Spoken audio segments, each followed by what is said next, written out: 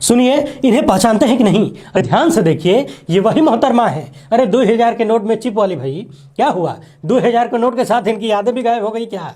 वैसे तो मैडम हर रोज कुछ न कुछ नया कारनामा करती हैं, अद्भुत, अविश्वसनीय, अकल्पनीय, मगर इस बार इन्होंने बहुत बड़ा काम कर दिया है। इतना बड़ा काम कर दिया है कि अब आपको मंदिर मंदिर जाने की जरूरत नहीं है। जी हाँ, यदि आप मंदिर वगैरह जाते हैं, भगवान की खोज में हैं, तो खोज बंद कर दीजिए, क्योंकि मैडम ने आपको भगवान से मिलाने की जिम्मेदारी संभाल ली है और भगवान का एड्रेस भी ढूंढ लिया है। जी हाँ, हम आपको इनका नया करतब दिखाएंगे और विस्तार से दिखाएंगे। इसके साथ ही बात करेंगे उस तमाचे की जो सुप्रीम कोर्ट ने हमारे देश की गोदी मीडिया और उनकी देखरेख करने वाली संस्था को मारा है, और कुछ सवाल भी उठाएंगे। बात असदुद्दीन ओवैसी की भी होगी कि आखिर क्यों उन्होंने राहुल गांधी को जिन्न कह दिया, जिन्न। इसके साथ ही बात करेंगे अखिलेश यादव की, जिन्होंने कहा है कि पीएम मोदी ने हाल ही में जिस गंगा विलास नाम के क्रूज को हरी झंडी दिखाई, उसमें बार है, यानी कि ये वाली व्यवस्था। मगर वीडियो शुरू करने से पहले आप सभी से अनुरोध है कि यदि आप हमें पहली बार देख रहे हैं तो फेसबुक पर फॉलो कर लीजिए, यूट्यूब पर सब्सक्राइब करके बेल आइकन दबा लीजिए, इस क्यूआर कोड को स्कैन करके हमारी आर्थिक सहायता करें, ताकि देश को गोदी मीडिया के जहरीले प्रकोप से बचाया जा सके और आपका मीडिया मजबूत हो जो आपके लिए काम करे। सबसे पहले मध्य प्रदेश की इस चौंकाने वाली खबर को देखिए। 93 साल की बुजुर्ग महिला के साथ रेप की घटना को अंजाम दिया गया है। सोच कर देखिए, लिफ्ट देने के बहाने बाइक सवार ने बाइक पर बिठाया और जंगल में ले जाकर दुष्कर्म किया। कहां जा रहे हैं हम लोग? अब जरा इस वीडियो को ध्यान से देखिए। यदि आप ये सोच रहे हैं कि महिलाएं रो रही हैं तो आप गलत हैं। इनके आंखों में जो आंसू है वो रोने के नहीं बल्कि खुशी के आंसू हैं। जी हां, हिमाचल प्रदेश में कांग्रेस की सरकार बनते ही पहली बैठक में कांग्रेस ने ओपीएस यानी ओल्ड पेंशन स्कीम लागू कर दिया। अब यदि आप रिटायरमेंट की उम्र में हैं और अचानक खबर मिले कि पेंशन मिलेगी तो ये कितनी बड़ी खुशी की बात है, कल्पना करके देखिए। सुप्रीम कोर्ट के मशहूर वकील प्रशांत भूषण ने यह पोस्टर शेयर करते हुए लिखा है कि the golden sales 2023 award to best business partner goes to बेचो बेचो। प्रशांत भूषण ने ऐसा क्यों लिखा है आप सब समझ सकते हैं। इस पोस्टर में दो लोग हैं, एक बेचने वाले, एक खरीदने वाले।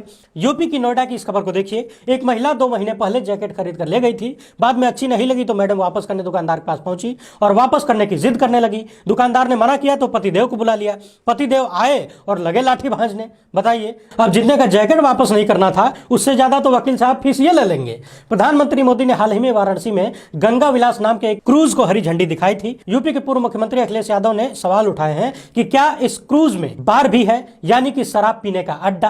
वैसे काशी विश्वनाथ मंदिर को लेकर भी बहुत सारे लोगों ने सवाल उठाए हैं, लगातार सवाल उठ रहे हैं कि यहां पर भी अब होटलबाजी शुरू हो गई है। होटलबाजी का मतलब क्या होता है आप समझते ही होंगे, यानी कि वहां के लोगों का आरोप है कि धार्मिक स्थल को पैसा कमाने के लिए अब विलासता युक्त स्थान बना दिया गया है, मजा पानी लेने का स्थान बना दिया गया है। अखिलेश यादव को थोड़ा सा सुन लीजिए, फिर हम आपको मैडम की जबरदस्त खोज दिखाते हैं। ये बीजेपी के लोग प्रचार करने में, झूठ बोलने में बहुत आगे हैं। और सुनने में यहाँ तक आया है कि जो पानी का जो जहाज है क्रूज, वो अकेला क्रूज नहीं है, उसमें कुछ और भी है, उसमें बार भी सुनने में आ रहा है। तो बताओ, माँ गंगा पर अभी तक तो हम लोग आरती सुनते थे, पूजा पाठ की चीजें सुनते थे। हम लोग कई बार वहाँ पर गए हैं, नाव में बैठे हैं, तो लोग समझाते हैं कि ये चीज करनी है, ये चीज नहीं करनी है, क्योंकि ये धार्मिक स्थान है। तो अब ये क्रूज में बार है कि नहीं बार है, ये तो बीजेपी वाले बता सकते हैं, हम तो गए नहीं उसके अंदर। वैसे धार्मिक स्थलों को कमाई का अड्डा बनाने का फार्मूला मोदी सरकार हर जगह लागू कर रही है। वाराणसी का काशी विश्वनाथ मंदिर हो, गंगा नदी हो, या फिर जैनों का वो तीर्थस्थल जिसके विरोध में हजारों जैन समुदाय के लोग पिछले दिनों प्रदर्शन कर रहे थे। इन्हें तो आप लोग पहचानते ही होंगे, हमारे देश के सांसद हैं। राहुल गांधी को लेकर इन्होंने कुछ ऐसा बोल दिया है जिसके बाद बहुत सारे लोगों ने इनको ट्रोल करना शुरू कर दिया। फिर क्या था, सांसद महोदय ने भी ब्लॉक करना शुरू कर दिया। पहले आप इन्हें सुन लीजिए कि ओवैसी ने बोला क्या है। 50 साल के हो गए, अब बोले मेरे को सर्दी से डर नहीं लगता। 50 साल में कोई बोलता मैं सर्दी को मार दिया, हाँ, अपना नाम लेके बोले मैं उसको मार दिया। क्या बोले? मैं उसको मार दिया, मैं वो है ही नहीं। फिर तू क्या है? फिर जिन है। ओवैसी के इस बयान पर सुप्रिया श्रीनाथ ने लिखा है कि कॉमेडी सेंट्रल में कब से जाना शुरू कर दिया ओवैसी। ये बातें आपके लिए बहुत ऊपर की हैं, आप बीजेपी की बी टीम बने रहने में ध्यान लगाइए। सुप्रिया श्रीनाथ ने यह बात इसलिए लिखी क्योंकि असदुद्दीन ओवैसी ने उन्हें ब्लॉक कर दिया है ट्विटर पर। अब बात करते हैं हिंदुस्तान की सबसे बड़ी साइंटिस्ट, डॉक्टर, शिक्षक, पत्रकार, न्यूज एंकर, इकोनॉमिस्ट, जियोलॉजिस्ट, खगोल शास्त्री, भूगोल शास्त्री और जितना भी सब आप जानते हैं सब जोड़ लीजिए, क्योंकि गोदी मीडिया के एंकरों का परिचय एक शब्द में नहीं दिया जा सकता। इन मोहतरमा को तो आप जरूर जानते होंगे, भारत के सबसे तेज चैनल में काम करती हैं, मगर इस बार इन्होंने पूरे के पूरे गोदी मीडिया को पछाड़ दिया है। जी हां, खुद देख लीजिए। भगवान गणेश की तलाश में आज तक की अद्भुत, अविश्वसनीय, अकल्पनीय यात्रा। टेलीविजन पर पहली बार भारत से 8000 किलोमीटर दूर धधकते ज्वालामुखी पर भगवान गणेश की तलाश में सबसे खतरनाक यात्रा। बताइए, हमारे देश में इतने बड़े बड़े साधु संत हुए, उनको ये पता ही नहीं चला कि भारत से 8000 किलोमीटर दूर भगवान गणेश धधकती हुई ज्वालामुखी में बैठे हैं। है ना मैडम की जबरदस्त खोज। वैसे श्वेता सिंह को ज्यादा खुश होने की जरूरत नहीं है, क्योंकि श्वेता ने तो बेटे की खोज की है, यानी भगवान गणेश की खोज की है। गोदी मीडिया में ऐसे ऐसे लोग भी हैं जो पिता को खोज कर बैठे हैं। इनसे मिलिए, भगवान से लेकर भूत तक, पाताल लोक से लेकर जिन्न तक, ये महाशय सब कुछ खोज कर बैठे हैं। यकीन नहीं हो तो देखिए, लिखा है यहां रहते हैं शिव। इसीलिए मैंने कहा था कि आज के बाद मंदिर जाना छोड़ दीजिए और इन लोगों से संपर्क करिए। आपको भगवान शिव से लेकर राम कहां रहते हैं, गणेश कहां रहते हैं, सबका एड्रेस इनके पास है, ये आपको वहां पहुंचा देंगे। वैसे इन लपटझंडिसों में एक अच्छी बात भी है, और वो ये है कि कम से कम ये नफरत तो नहीं फैला रहे। धधकती ज्वालामुखी में भगवान को खोज रहे हैं, लेकिन लोगों के बीच, जनता के बीच ज्वालामुखी नहीं बना रहे हैं। हालांकि दोनों का लक्ष्य एक ही है, आपका ध्यान असल मुद्दों से भटकाना। सुप्रीम कोर्ट ने इन जहरीले लपटझंडिसों पर सवाल करते हुए एनबीएसए से पूछा है कि आपने अब तक कितने जहर फैलाने वाले एंकरों के खिलाफ कार्यवाही की है, कितने लोगों को नौकरी से बाहर निकाला गया।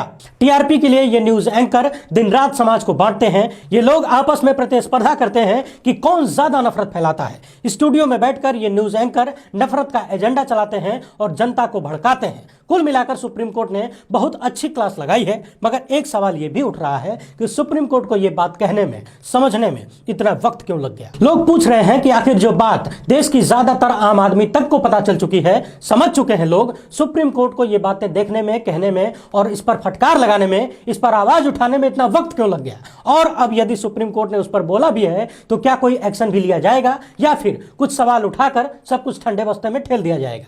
हालांकि हम सब जानते हैं कि गोदी मीडिया के लपटझंडिसों के ऊपर इस तरह की बातों का कोई असर होने वाला नहीं है, क्योंकि उन्हें मालूम है कि जब तक सैया कोतवाल है, डरने की कोई बात नहीं है। जम के पैसा कमा लो, और जब भरपूर पैसा हो जाए, सत्ता बदले, डर हो जेल जाने का, तो देश छोड़कर निकल लो। है ना सटीक जुगाड़। हमारे देश में गोदी मीडिया का स्तर दिन पर दिन गिरता ही जा रहा है। पता नहीं गिरकर कहां तक जाएगा, अंदाजा लगाना बहुत ही मुश्किल है। कश्मीर फाइल्स फिल्म को लेकर ये लोग चर्चा कर रहे थे।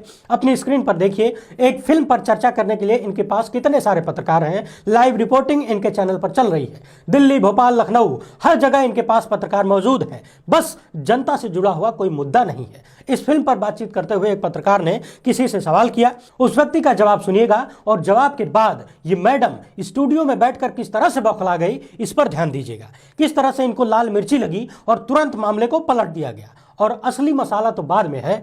अंत में, वीडियो के अंत में मैडम ने किस तरह से अपने ही पत्रकार को फटकारा है, उसे भी ध्यान से सुनिएगा। ये फिल्म है, ये नॉमिनेट हुई है, आप कैसे देखते हैं इसको? कश्मीर फाइल। देखिए, कश्मीर फाइल जो है हमारी एक सरकारी फिल्म है, और सरकारी फिल्म को पूरा प्रश्रय हमारी भारत सरकार का रहा है।